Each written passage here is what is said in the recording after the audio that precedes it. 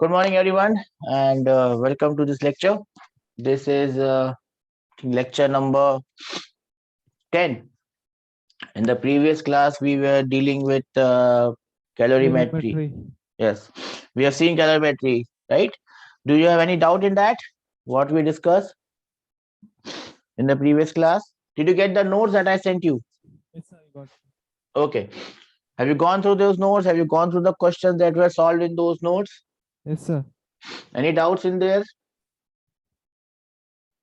Doubt सारे पूरा solve नहीं किया लेकिन स्टार्ट किया सर शुरू करने के लिए. Okay, so you keep on solving it. Okay sir. Okay, and today I might send you more notes on the next topic, but I think one thing is left here, so we are going to do that thing now, and that thing is this. Oops.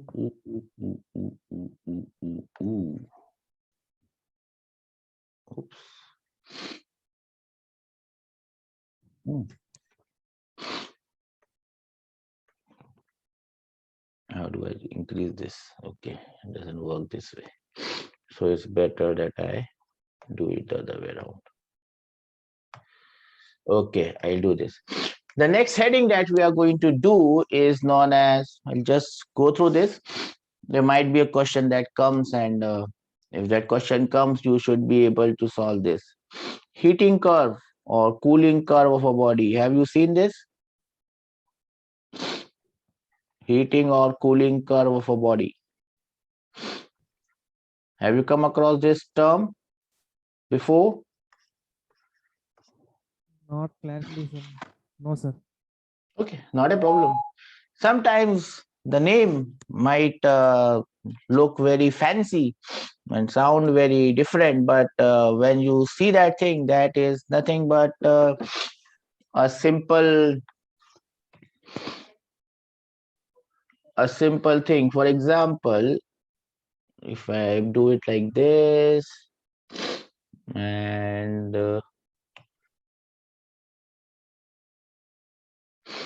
again I do it like this, let us say, okay, this is my graph that I am going to draw. X-axis and y-axis. On the x-axis, I am going to draw t, time, and on y-axis, I am going to draw theta, or the temperature of the body. Okay. Now, time will start from 0. Time cannot start below 0. So, I start to heat up that body. It may be in solid state. So, we are starting from the solid state probably. This body is in the solid state. I start heating it up. What happens? If I start heating it up, what happens? What happens? And I'm heating it at a steady rate. When I say steady rate, so the rate at which I am giving it heat, that is steady. So I am just going to write, I am heating it at a steady rate. The rate at which heat is given is constant or steady. How does the graph look like? It's just steady heating. I'm heating it. The body is in solid state. What happens? Tell me. What happens? It melts. It just melts. I just start this and it just melts. No, it does not melt. The temperature increases, right? Temperature increases. So the first thing is the temperature would increase. Will it be a straight line graph or will it be a different graph? Straight line. Straight line graph. Here I am assuming that the specific heat of the body is constant and I'm heating it at a constant rate. Mass of the body cannot change. So if I'm heating it at a constant rate, I'm giving it heat, constant supply of heat. This is how it will change. Yes or no? Yes, sir. It will reach this point.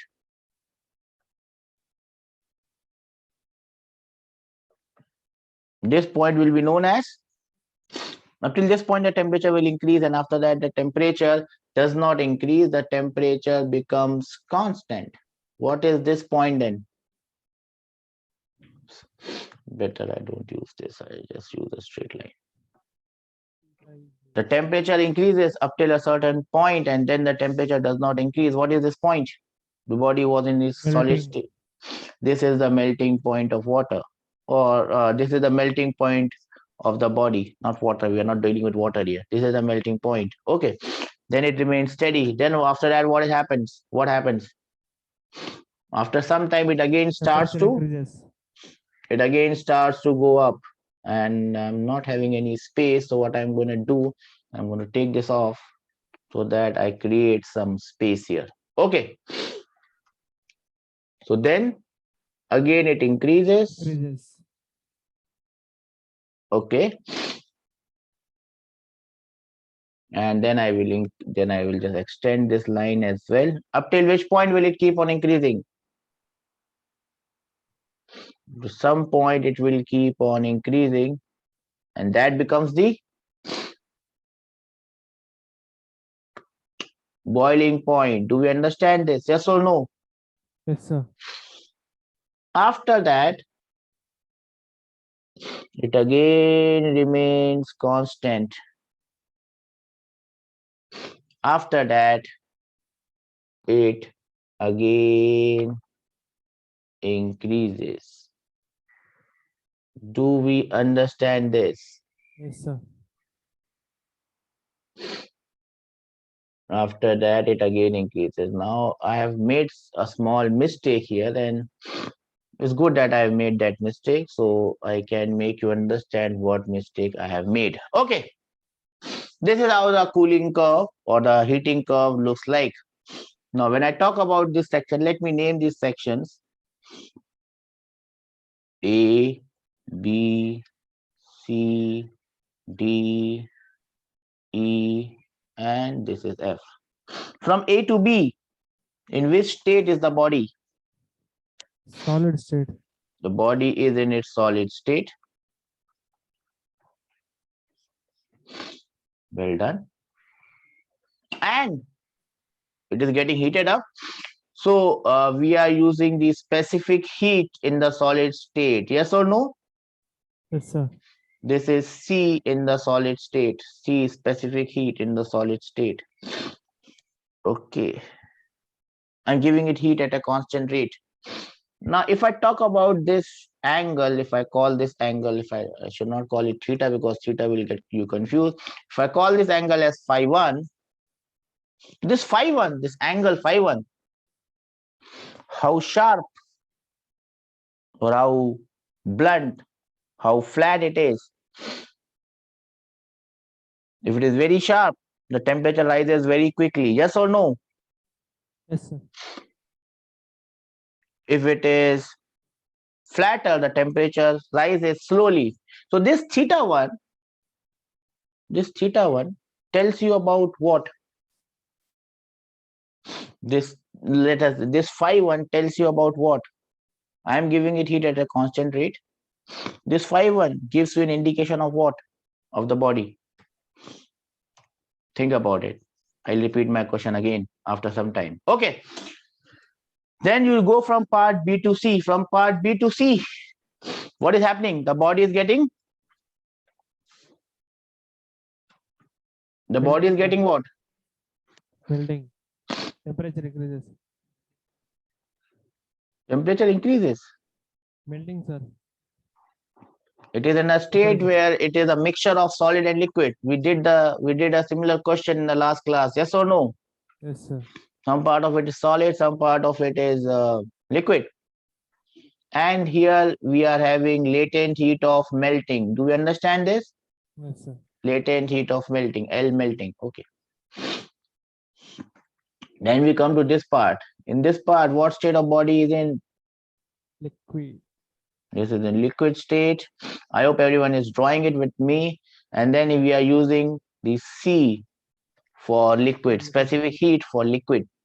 And then I have this legendary angle. Why I'm making theta always? Phi 2. And again, the question is what this phi 2 indicates. What this phi 2 indicates. Will there be any relation between phi1 and phi2? I mean, when I say relation, there may not be straight relation, but will phi1 be more or phi2 be more? Which angle would be more, phi1 or phi2? Keep on thinking about the question. Then we come to this stage where we have this DE.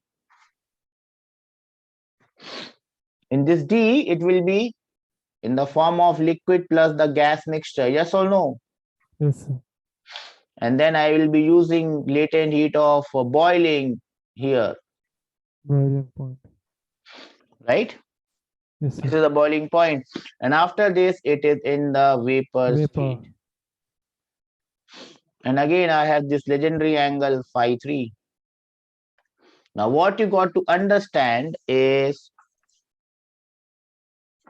the relation, or how phi1, phi2, and phi3 relate to and what they are going to tell you. Among this phi1, phi2, and phi3, which angle do you think will be more largest? Which will be the smallest? When what will be the rankings starting from the lowest angle to the highest angle? Or Sir, it can be random. 5-1 will be more, and Phi1 will be more. 5-2, 5-3 will be same. Phi1 will be greater than phi2 will be greater than phi3. Why do you think that will happen? Why do you think that will happen? There has to be a reason.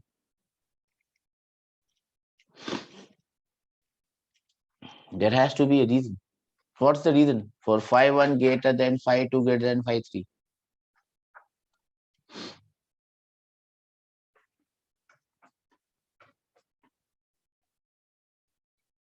Because if you just take the example of the specific heat of ice and specific heat of water, which is more, specific heat of ice or specific heat of water? Water. Why? Specific heat of Because water will be more. yeah, the difference between solid state and liquid state. In solid, atoms are very closely bound to each other. When you heat them up, they get heated up quickly, faster, because their specific heat will always be less than the liquid state of the same metal, than the vapor state of the same metal. Because as you can see, when I am going from the solid state to the liquid state, I am adding an additional amount of energy. You're getting this green energy. That energy has already been added to liquid, from solid to liquid. And therefore, the specific heat of the liquid will always be more than the specific heat of the solid body. We understand this? Yes, sir. And hence, phi1 will always be more than phi2 will always be more than phi3. Or the other way of saying this is, specific heat in the solid state is less than Specific in liquid. specific heat in the liquid state is less than specific heat Specific in the in vapor vapor. state. Do we understand this? Yes, sir. So basically, this phi1 or tan of this phi1 is related to the inverse of the specific heat. Do we understand this? Yes, sir. The more the specific heat, the less is the value of phi1. That is one thing that you should understand, and this should always remain in your head. There can be a question, straightforward question. They will give you 2 or 3 curves and they'll ask you who has more specific heat, who has less specific heat, and this is how you solve them. Now, the next thing that you must understand is this green region and this pink region. The green region is BC and the pink region is DE. The green region is the latent heat of melting. The pink region is the latent heat of boiling. Now again, we are trying to understand the significance of the diagram. I have drawn two lengths, BC and DE. Will you think there will be some sort of a inference that you can draw from the length of BC and the length of DE? Do you think the length of BC and DE are drawn randomly, or they have certain dependence on something? Will the length of BC be more, or will the length of DE more, or they can be same, or they can be I can draw them randomly. Sometimes I can draw BC smaller and DE larger. Sometimes I can draw DE smaller and BC larger. Sometimes I can draw them equal. Will that happen, or will there be a reason behind it? No, I should always draw it in the same way because they will always be in this particular way. Do you understand the question? Yes, sir. Which length would be more, BC or DE? Or they can be random, sir. They could be anything, sir. In some cases, BC is more, in some cases, DE is more. In some cases, they can also be same. What do you think?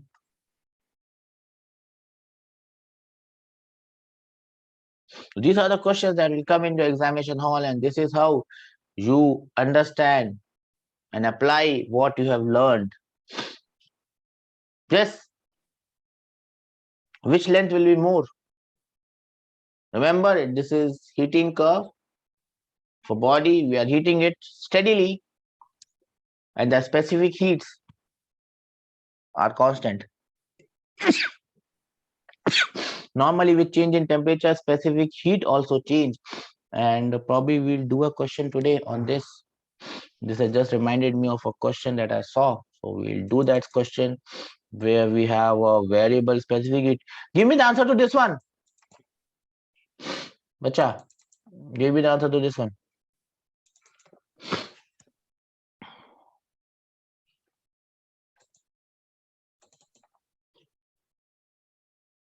No answer? Are you there? Yes, sir. Do you know what question I've asked? Can I expect an answer, bacha? D will be more. DE would be more. And why do you think that DE would be more? There must be a reason behind everything. There must be a reason behind everything that we say and everything that we do. What would be the reason?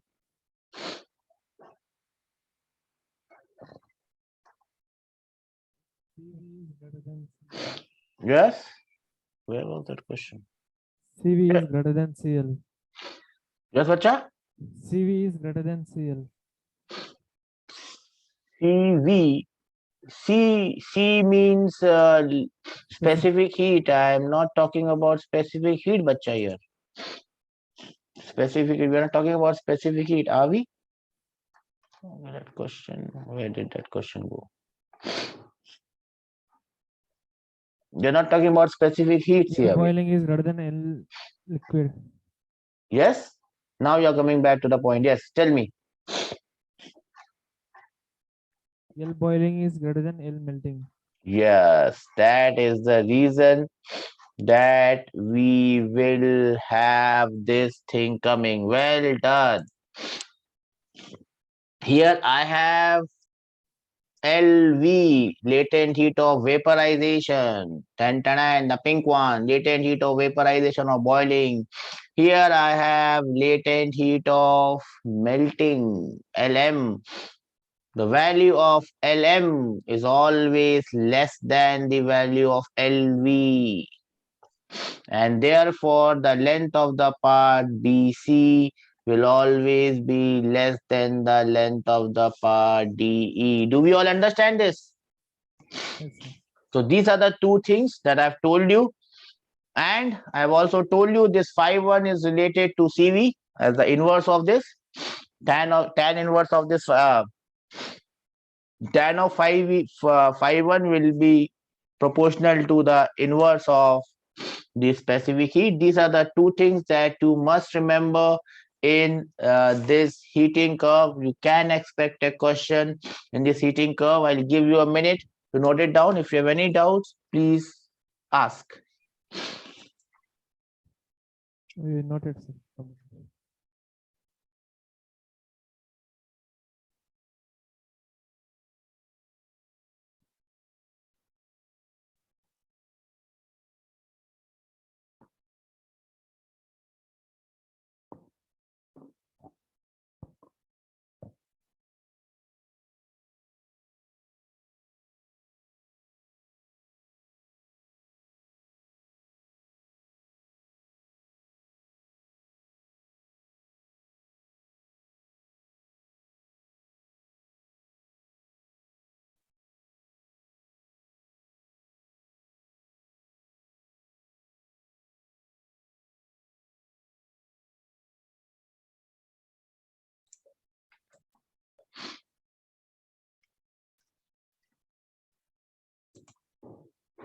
So then if you have noted, this is the question that we are talking about. The specific heat of a substance varies with temperature as G is 0.2 plus 0.14 T plus 0.023 T square calorie per gram. The heat required to raise the temperature of 2 gram of this substance, whatever substance it is, from 15 degrees Celsius, no, from 5 degrees Celsius to 15 degrees Celsius would be how much? Can you solve this? We will try, sir. The time begins now.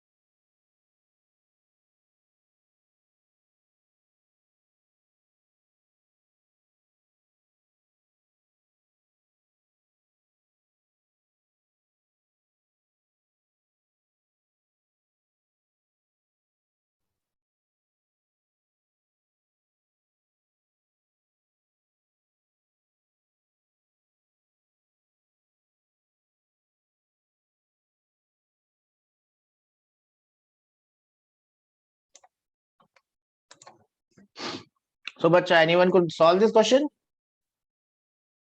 Yes, sir. Did you get the answer?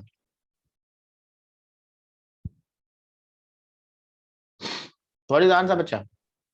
24, 56, 82 or 100? 82. 82, that is correct, and that is the correct answer. How did you do it? Tell me.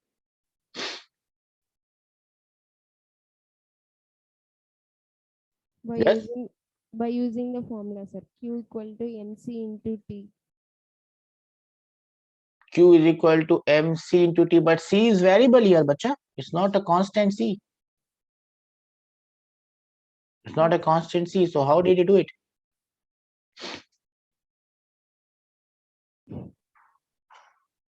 How did you do it?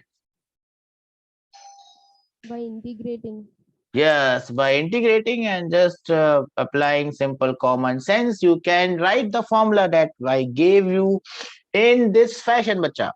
That dq is mc dt. Do we understand this, bacha? Yes, sir.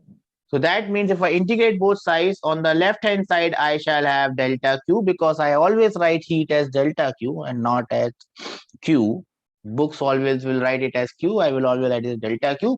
Delta Q will be integral of m c delta m c d theta, and I just integrate this, put the value of C, mass is 2, C is given, integrate it with d theta or dt, whatever. Simple integral, 0.2 का integral is 0.2 t, 0.14 t का integral is 0.14 t square by 2, 0.023 t square का integral is 0.023 t cube by 3. You just put the limits from 5 to 15. It becomes a clumsy calculation, but that's how life is. And the answer that you would get is 82 calories. If this question comes in your JEE Mains or JEE Advanced, they will not be giving you such a complicated calculation. They would just give you simple question which can be solved simply. Do we all get this? Can I have some raise hand that we understand this, sir? Yes, sir. Everyone in the class, I'm not getting your voices, bacha. Do we understand this? Yes, sir. Who says yes, sir? Only girls or the boys are also there? Boys also there, sir. Boys also there. Yes, we must always go together, and that is what I always aspire for. Now see, as I always keep on telling you, JEE, whether it's main or in some cases advanced as well, is all about doing your problems faster. So I can now just tell you a simple shortcut formula. Again, it is taken from your sheet. The sheet is already there with you. I'll just mark it. So whatever things I mark, you just keep it in your head and you write it once so that you don't forget them. And this is a simple thing that I have written it from there. There are two bodies of mass M1 and M2, temperature T1 and T2. Remember, both are in the solid state or liquid state, same state. There is no change of state. When there is no change of state, there is no complications. If there is no complications, the problem is very simple. Heat loss by one body will be equal to heat gain by the other body. The temperature of the temperature that they come, the common temperature that they come when they are in contact will be between the higher temperature and the lower temperature, and you can just derive a very simple formula based on this, and that simple formula is M1C1T1 plus M2C2T2 divided by M1C1 plus M2C2. Do we all understand this formula? Yes, sir. Then there is a simple variation of the same if they are made up of same material, C1 and C2. Specific heats would be same, so the formula will freeze down to this one, M1T1 plus M2T2 divided by M1 plus M2. If they are having the same masses, M1 and M2 are same, then the formula freezes to this. You don't have to remember all this variation. If you just remember this one, this should be good enough to get you all the other required formulas, equal mass and equal specific heats. Then the temperature will be the mean of these two. We understand this? But that will only happen when you have masses same as well as specific heat same. So this is basically telling you that you have two similar bodies, two similar pen, one at temperature T1, one at temperature T2, exactly same pen. If I keep them in contact, what will be the temperature of the resulting temperature? That will be the mean of the two temperatures. Do we understand this? Yes, sir. Everyone understands this? This is all taken from your notes, so you can just go through them very quickly and you should be able to solve them. Right? Can I expect that you have understood this? Yes, sir. Okay. Yes, Okay. sir. Then there comes a question. We have not done any question on gas. So there is a simple question on gas, and let's see if you can do this. This is a question that came in CBSE PMT. PMT of that time was equal to the JEE Mains of this time. Now I have not told you, we will not discuss gas because gas will be discussed in the next topic. But still, can you solve this question? Just a test of whether you have understood something or not. Can you solve this one? 22 grams of CO2. So mixing of gases. We talked about the mixing of solid kept in contact, liquid mix. What is the mixture of what is the temperature of the resulting mixture? Can you tell me how this can be done? How this would be done? I'm not counting that you would be able to do it. But if you can't do it, well, I must congratulate you then. If you do it, how will you do it? Think about it. I'll give you a minute. Do you understand the question? Yes, sir. How will you solve it?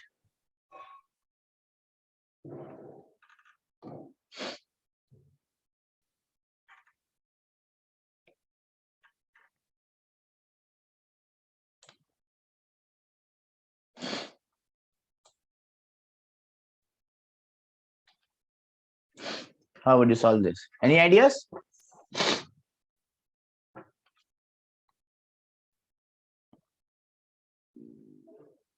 Since I have told you that we have not discussed gases, and gases would be discussed in a different class, in a different topic, so I'll leave this question as a trivia question. Obviously, you have the solution, so you can go through the solution. In that case, you can always solve it. And if you have any doubt, you can ask me. So take this question. I'm just not solving this question because I want you to keep this question should be in your head. So whenever such a question comes, you should know how to solve it. Shall I move further ahead? You'll have to do this question on your own because right now I have not told you enough things that can help you solve this question. But with previous knowledge, you may be able to solve this. So I'll leave it here right now. And when we go to that state, then probably I will be doing this question. The question that you can do and tell me the result right now is this one. And I'm expecting an answer. Do you see this question? Yes, sir. What's the answer? Again, here there is no change of state, no complication things that one state will change, the other state will change. It is as simple as it gets, and I'm waiting for an answer from you guys. What would be the answer to this one? And there was a reason I told you that formula.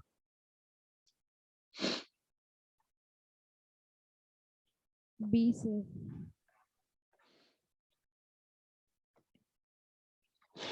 Sir, option B. Option B, M1C1T1 plus M2C2T2 plus M3C3 divided by M1C1 M2C2 plus M3C3. Yes, that is the answer. And the question was pretty damn simple because only one.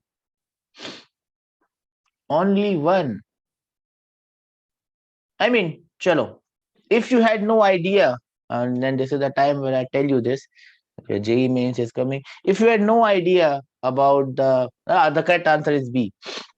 If you had no idea about the formula, still you could have solved this without doing anything. You could have solved this question without having any knowledge about the formula that we discuss, M1C1T1 plus M2C2. You could have solved this question without anything. You could have solved this question with the very basic, the first chapter that you ever read in physics that could have helped you in solving this question. If you understand that M1 is mass, C1 is specific heat, and T1 is temperature, just with this three information, you could have told me what is the correct answer, whether it's A, B, C, or D. And how would you have told you? How you could have told me? Because such question can come, and this is probably not a question of heat. This is a question from a different topic altogether, if I say it that way. Which topic am I talking about? Because such questions can come and then you don't get bamboozled. I've seen such a question coming in one of the tough JEE advanced paper or somewhere where you had no idea what they're talking about, but still the answer could be achieved. The answer was there because that was not a question of that topic. It was not a question of quantum physics. It was a question of something else.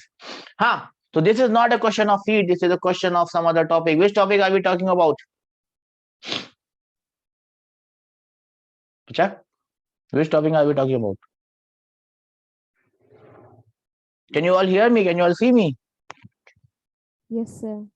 So which topic am I talking about? This is not a question of heat. Then which topic it is? This is a question of dimensional analysis. Have you heard this term? Yes, sir. The question of dimensional analysis. I can just solve this question with just basic knowledge, even if I don't know what is what. Look at this first option. This first option, this C will get cancelled because they have the same dimension. The first option has the dimension of T by M, temperature divided by mass. Yes or no? Yes, sir. Let us look at the third option. The third option, M1 dimension wise cancels, T1 cancels. The second option has the dimension of C, specific heat. Yes or no? Yes, sir. The fourth option, dimension wise T will get cancelled. It has the dimension of M by C. Yes or no? Yes, sir. The only option which has the correct dimension is option B. So this is not a question of dimensional. This is not a question of heat. This was a question of dimensional analysis. You understood this? Yes, sir. Now, this is the time that you understand that there could be questions, and there could be at least one question in your entire paper, maybe. Instead of giving it as a direct question of dimensional analysis, they can just give it in a different form. And I've seen one of such questions come. You have no idea what they're talking about. They will tell you what is the possible formula for force, or what is the possible formula for velocity. You don't have to do anything, no extravagant thing. Just check the dimensions and you are done. Do you understand this? Yes, sir. Okay, so that was all about the question from dimensional analysis.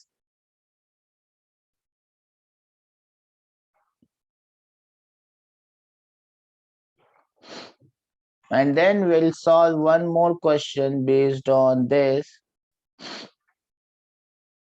to make you log this topic of what should I call this? Calorimetry.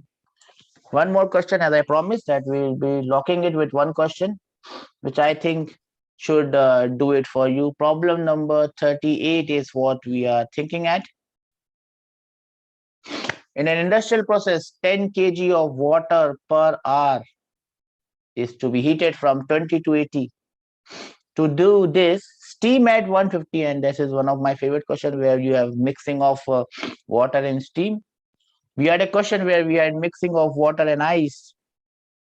Yes or no? And I gave you that JEE screening wala question. Do you remember this last class? Yes, sir. Water and ice.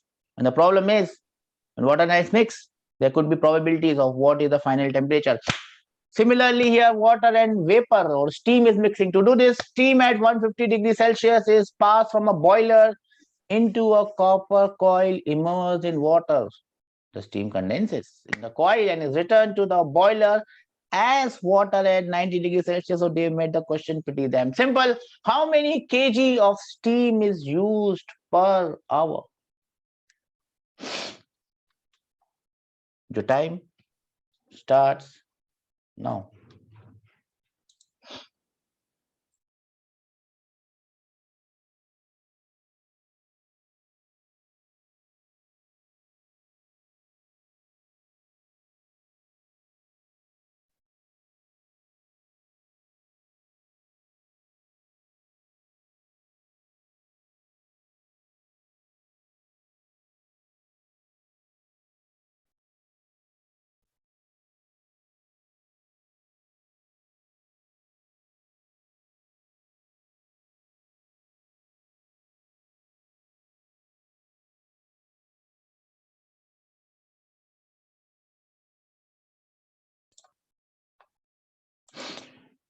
Yes, bacha. So to solve this question, since it is steam at 150 degrees Celsius, we'll need to cool down steam. So specific heat of steam is given as 1 calorie per gram per degree Celsius. Latent heat, I've already told you 540. So these are the two things that you need to know to solve this question, and the options are 1 gram, 1 kg, 10 grams, and 10 kg. Do you remember the question? Have you noted down this data? Yes, sir. And with the use of this data, you should be able to solve this question. Time starts now. Specific heat of steam is given as 1 calorie. Latent heat is given as 540. Latent heat of water is also 1 calorie. So remember that. Normally steam should be higher, but in the question is given as 1.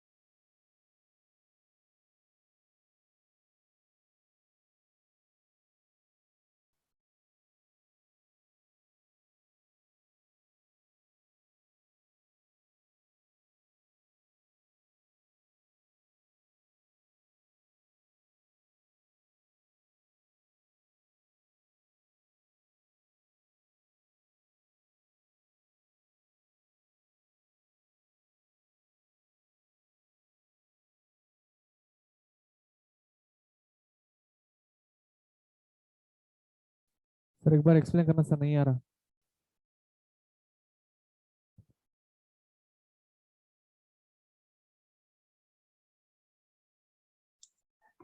Try it, beta. क्या समझ में नहीं आ रहा? We have already done.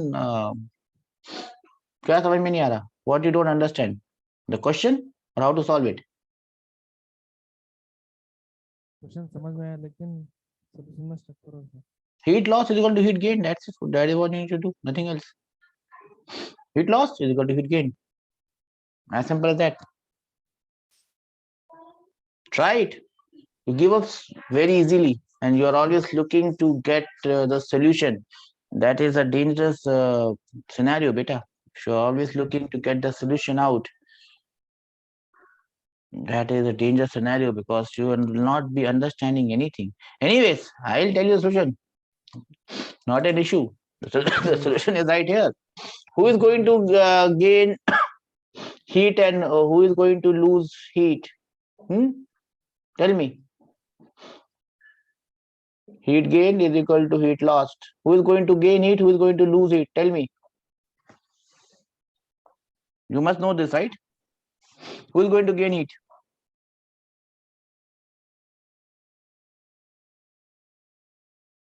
Tell me, bacha. Sir एक minute sir, we are trying. Okay, you are trying. That is good. I always love trials. I always love trials. Try it.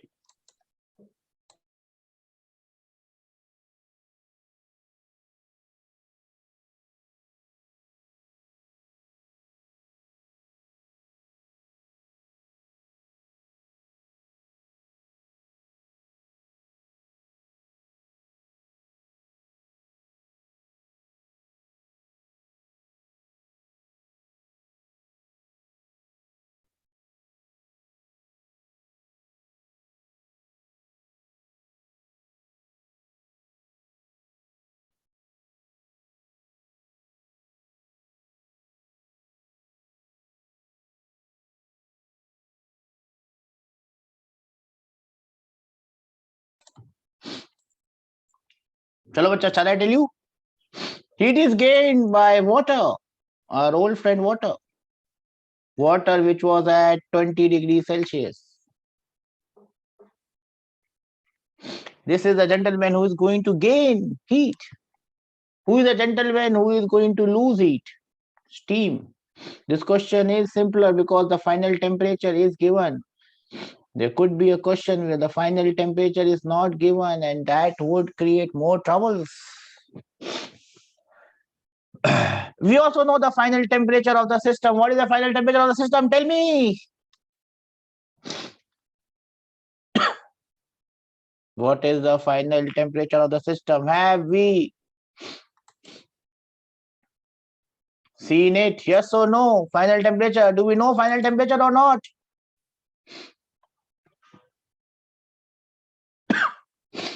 Water has to be heated from 20 to 80 degrees Celsius. Yes or no? Right? Can you hear me? Can you see me? Hello, hello, hello, hello. Can you hear me? Can you see me? Yes or no? Yes, sir. I think the mic has gone. No, not a problem. Okay. The final temperature of water is 80 degrees Celsius. And steam, which is coming in a coil, is coming at 150 degrees Celsius. It is steam at 150 degrees Celsius. But when it's going out, it is 90 degrees Celsius, which is not steam, which is water.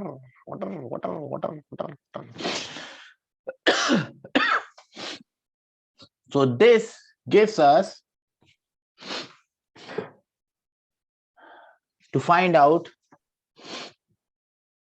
the heat gain. What is the heat gain? Mass of water into specific heat of water into change in temperature. Change in temperature is 80 minus 20. This is the heat gain. The gentleman that gains heat. Now let us talk about a gentleman that loses heat. Mass of, so steam is at 150 degrees Celsius. How does it go? The final temperature is 90 degrees Celsius. How does it go to 90 degrees Celsius, my bacha? First, it will go from 150 to 100. Then it will convert into water at 100.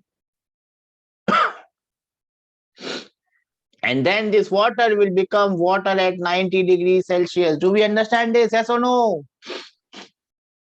I know you cannot type, but I hope that you have understood this. So now let us write the formula for this. Mass of steam into specific heat of steam into change in temperature, 150 minus 100, my dear friends. This is for this process. I hope you understand. The process is the yellow process. Steam is getting converted from 150 degrees Celsius to 100 degrees Celsius. Now I move on to the second process. Mass of steam into latent heat of steam. In doing this, I will be going for the green process, and the green process is conversion of steam into water. Then I move on to the last process. Now I have mass of this steam, because this steam is steam only, into specific heat of water into change in temperature, which is 100 minus 90. This gives me the blue one, the blue one, the blue one, the blue one. This is the blue one. Everything is known. The only unknown quantity is the pink one, which is the mass of steam, and mass of steam can be calculated from here. Do you understand this? Yes or no?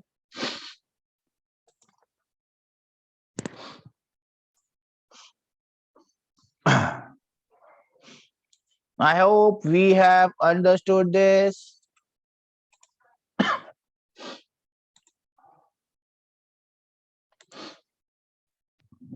Yes, and this is how, my dear friends, this spans up. So this is the solution that I am showing it to you. Heat required by 10 kg of water to rise its temperature from 20 to 80. You might be confused with per hour. Doesn't make any difference, because this is also per hour, that is also per hour. Steam is also given per hour. This is also given per hour, so it doesn't matter. M into C into delta theta. So this much calories of heat energy is required. So From where this is heat energy coming? Steam is releasing heat from 150 to 100 mc delta theta. At 100 degrees Celsius, it gets converted into water, ml. Then the water releases heat from 100 to 90, and that is how we get heat gain is equal to heat loss, and that is how we arrive at our final result. Do we understand this?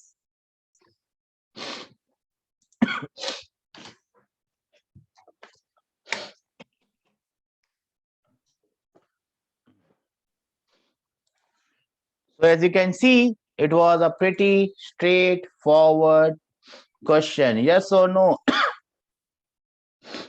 I think let us, since we only have time for one more question, so let us solve one more question and let us lock this calorimetry wala chapter here and now itself. The entire sheet is there with you. If you can solve each and every question of the sheet, I am sure that we have covered the entire topic very, very, very, very thoroughly. Out of those, some are being solved in the class, and this is the last one for calorimetry to lock this topic forever. Problem number 39 is the one I'm talking. Problem number 40 is based on the heating curve, which we have already discussed. So that is already done. Problem number 39 comes a calorimeter. Now, what is a calorimeter? It could be a simple tumbler, it's a simpler what to that tumbler, it could be a glass, it could be anything. Anything in which you are heating up is a calorimeter. A calorimeter contains 0.2 kgs of water at 30 degrees Celsius. 0.1 kg of water at 60 degrees Celsius is added to it. The mixture is well stirred. The resulting temperature is found to be 35 degrees Celsius. Find the thermal capacity of the calorimeter. Your time starts now.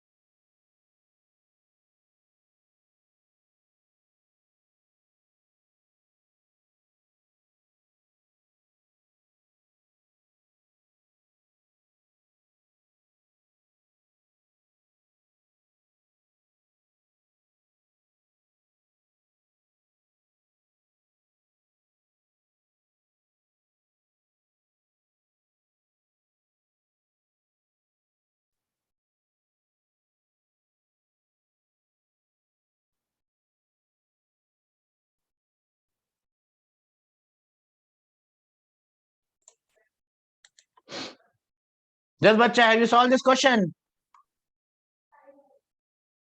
Yes or no?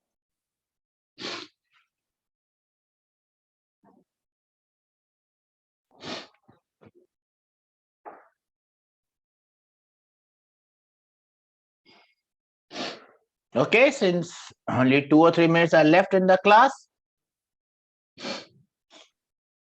Yes, we have done. Well done, my bacha. Well done, my bacha.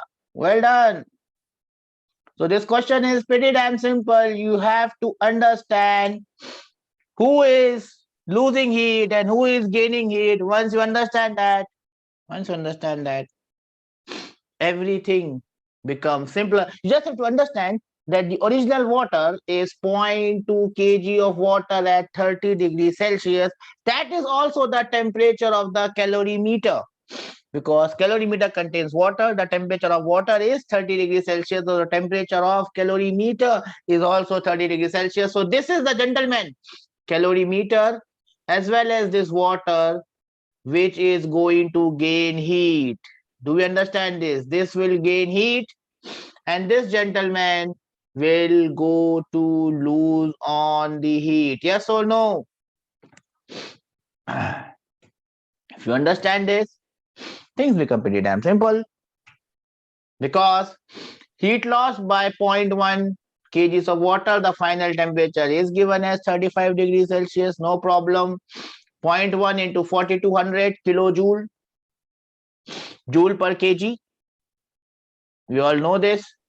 Multiplied by The change in temperature 60 minus 35, that must be equal to the heat gained. Water is gaining heat 0.2 kg into 4200 into 35 minus 30.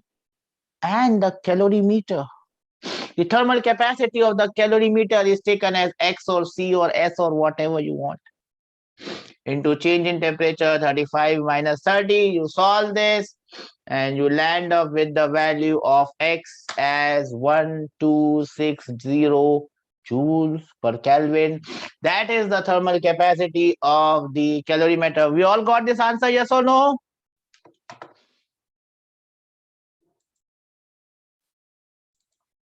Let me see. Done, well done. Then this finishes your topic from my side in calorimetry. You have the sheet with you. You have 1 day with you today. You wind up calorimetry today. The next class we'll be starting off with the next topic, and that is heat transfer. Oh, heat transfer. I told you that in the previous class we'll start with KTG, but then I thought that heat transfer is related to this. So we'll solve heat transfer first. We'll do heat transfer first. I'll send you the sheet to the office today. I hope that you can get those sheets by tomorrow or maybe day after tomorrow. So we'll meet in tomorrow's class and we'll start with heat transfer. That's it from my side for today. I hope you love this class. Take care and complete calorimetry questions today itself. Bye-bye.